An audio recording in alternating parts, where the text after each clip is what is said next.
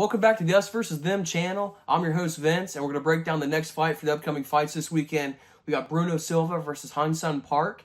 Right now, Silva's sitting at a plus 200 underdog, and Hyun Park is at a minus 265 favorite. Before I get into the breakdown, if I can remind you guys, hit the like button, hit the subscribe button, all that stuff. It really helps us get in the algorithm, and we really appreciate that shit. So if you guys can do that, thanks. This is typical flyweight fight, if you ask me. Sometimes flyweight can be really, really hard to break down because these guys are, skill-wise, the best fighters that we have walking the planet. There's no doubt in my mind. Not these two particular guys, but I'm talking about the flyweight division in general. If there's a hole in the game at all, it can be exploited, and it will be exploited because these guys are so well-rounded. So it's really, really important for me to kind of try to visualize where this fight is probably going to take to, happen. And I do think it's going to be a striking fight, and this is the reason why. I think both guys are capable of earning takedowns and actually getting takedowns and getting their opponent to the ground. But I'm not super confident in either guy being able to control the other guy on the ground. To actually be able to look for the offense they're looking for, look for the advancements in position, and, honestly just keep them on the ground in general. I don't think they're going to be able to do that. So that's going to be a big factor here. I especially lean more towards Hyun Park to be able to work back to his feet. He's going to be the bigger fighter here. He's going to be the younger fighter, maybe a little bit of a fresher fighter as well. So I definitely favor him working back to his feet if it does go to the ground. But like I said, don't really think that's going to be that much of a factor. I think the greater takedown threat probably lies with Bruno Silva, but like I said, I'm not really expecting him to be able to keep the fight there. But I do think that the greater submission threat is probably going to come from Park.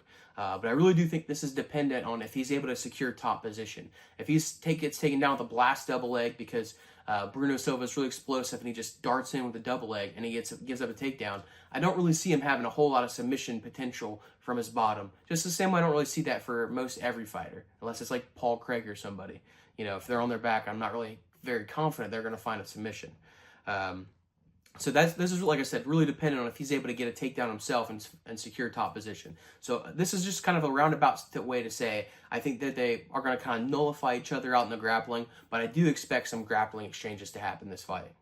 When it comes to their striking, I think that Park is probably going to have a skill advantage. Not only is he going to have that, he's probably going to also have a speed advantage as well, at least in the hand speed. I think the foot speed advantage is going to lie with Bruno Silva. He's a 5'4" fighter, so, obviously it's not really tall in general, but even for the 125-pound division, that's kind of a shorter fighter. So, and interestingly enough, though, when it's somebody who has a relatively sizable reach disadvantage or height disadvantage, they have the old Daniel Cormier approach, where they have to kind of blitz in using their hands and then kind of grab people and slow them down. Bruno Silva doesn't really have that approach. He likes to work in space, and that's because he has really good footwork. So, although I think Park has the faster hands, Bruno Silva is going to have definitely the faster speed when it comes to their feet. At least that's what I expect. He is starting to get up there in age. One thing that's really worrisome for Park to watch out for, at least in this fight, is when he does kind of enter into the range. Because, like I said, Bruno Silva is kind of content being a counter striker, working the edge, using his quick footwork to enter, touch, and then evade really quickly. A little bit of kind of frustrating of an approach sometimes, and that's kind of what he's hoping for, it seems like, in his opponents. He's hoping that they're just getting touched and then swinging at air, getting touched, swinging at air, until they blitz in and he hits him with a big counter strike. He's looking for that big, what is he, southpaw? He's right-handed, I think. Yeah, he's looking for that big right hand. He does tend to try to uncork that one precision strike. So that's something that Park's going to want to watch out for when he's coming in on those entries, especially since that I have seen in the past fights, sometimes when he comes in on those entries, his chin's a little bit too high, and he has been touched before, and Bruno Silva's not the kind of guy you want to learn that lesson with, because he has the potential to definitely put your lights out. One thing that I think is going to be a big difference maker in this fight is kind of exactly what I just said, and it's going to be the pacing of Silva. In the beginning, I think he's probably going to drop the first round because he is going to be looking to uncork that big shot that I don't think he's going to be able to find. I also don't think he's going to have as much success darting in and touching guys and evading as much as he has in past opponents like Tyson Nam and guys like that who are just maybe a little bit older. Now Silva's going to be on the older side in this fight, so maybe his foot speed isn't going to look as high level as it has. One thing I noticed about Silva is that once he finds himself kind of being down on the scorecards, he seems like he has a really hard time kind of forcing the action. Like I said, if you kind of think about how I described how he strikes, touching and evading and waiting for the big shot. Well, if you're not able to touch and evade and that big shot never comes, obviously you're not able to implement the offense that you're looking for. that means you got to stop going backwards and start going on the front foot.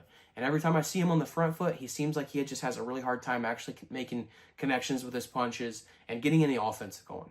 So I do think that he's going to get frustrated at some point in this fight and, start to kind of go forward, go wild, and that's where the fight's going to really start getting taken over by Hung Sung Park.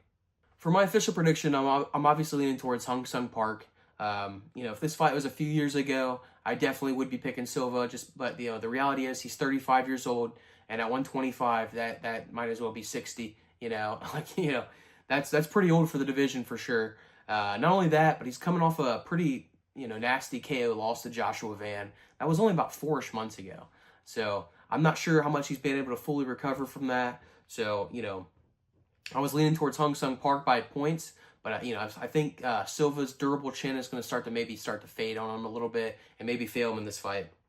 So I was going to pick points, but I'm making a game time pick right now adjustment. I'm going to take Hung Sung Park right now by KO, and that prop is sitting at plus 400. There's pretty good odds in that. But if you're leaning towards Bruno Silva, that prop I think the only way he gets it done is by KO. There's pretty much no other way he gets it done. So that's sitting at plus 650. So that's got pretty good odds too. That's all I got for you guys in this breakdown. Appreciate you guys watching to the end. Obviously, if you guys want, drop a comment below. Let me know if you agree or disagree on any of that shit. We're always pretty good at responding to comments. So appreciate you guys. Stop by for the next video where we break down Danny Barlow versus Jordan Santos. Big opportunity to make money on that one, and I'm really excited to break that one down. So stop by for that one, and until then, I'm out of here, guys. See ya.